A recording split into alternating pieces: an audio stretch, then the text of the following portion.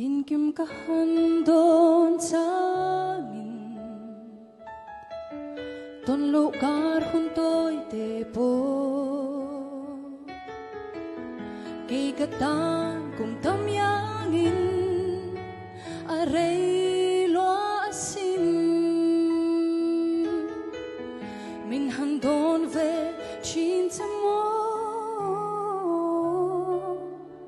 Kadulay mapuy Tin kim ka handon sangin Ton lugar junto'y tepo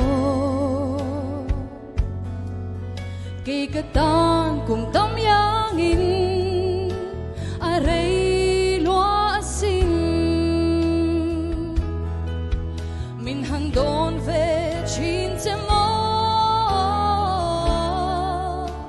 Kadulay mapuy Kadu berte Kamangay berte Di abiyat hukahan sehi Minarin hel sakdonem ni Kamangay te asin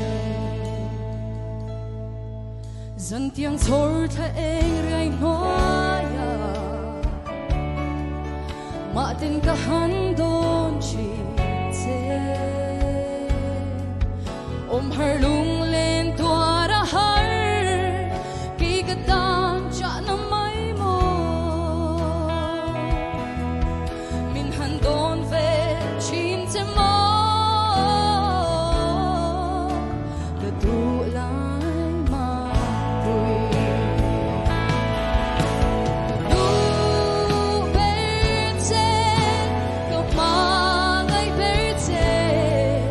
Di abiyat hukahan sehi Minarin hel sakdonem ni Kamangay te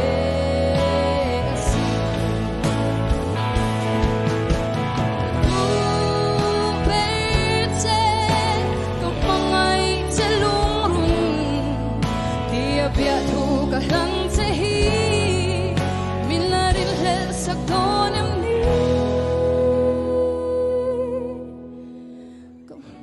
Kamangay te asin